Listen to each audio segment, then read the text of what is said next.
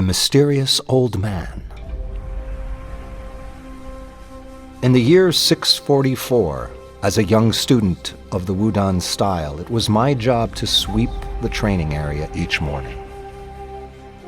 I started this job at 3:45 a.m., and with vigor would finish with a few minutes to spare before the 6 a.m. training. There was an old man with no hands and no feet, the only man to whom Master Po would bow, who would sit atop a tree trunk and watch me complete this task. Every morning he appeared and watched in admiration. It was a full 219 years before I mustered the courage to speak with him. "Why do you watch me sweep?" I asked, puzzled. "Ah, young Cobra, what better unison of the hands and the feet than sweeping a floor? If you were in my position, you would savor the task," he replied. I looked at the stumps where his hands and feet once were, then looked up at him. He knew what I wanted to ask, but I was afraid to appear disrespectful. Truly, it was none of my business. Curiosity got the better of me. "What happened to you?" I said, looking towards the ground. I was sure he was contemplating reprimanding me. I was pleased when he began to speak. "Wudan was not always such a peaceful place," he began. "Warring tribes fought for this mountain's power, and strange creatures lurked in every corner. Before myself and a few brave others, including Master Po, banished them from the mountain. While fighting bandits near the Yushu River, a water snake grabbed my right foot and began to pull me under.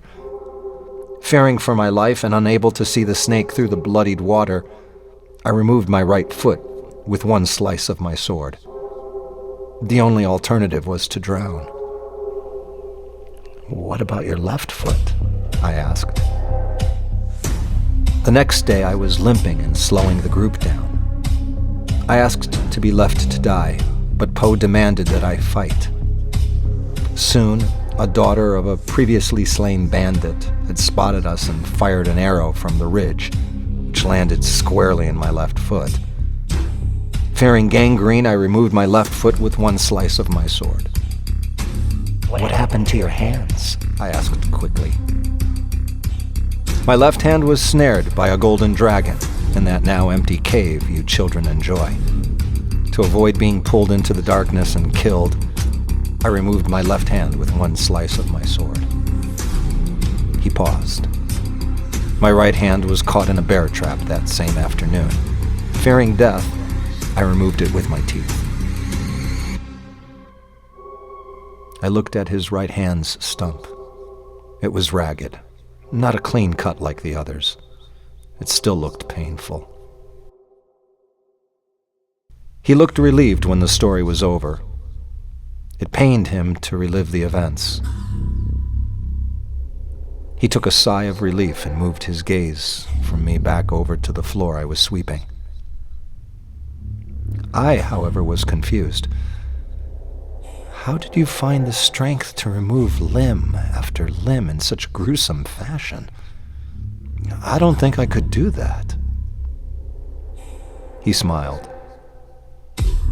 "Well, then you would be dead. And you would never tell your story to anybody, would you? I didn't find the strength to die." I bowed and returned to sweeping. The conversation made me minutes late for training. Master Po beat me severely. The next morning when I rose to sweep, the man was not there. I never saw him again. Such is the way of Wudan.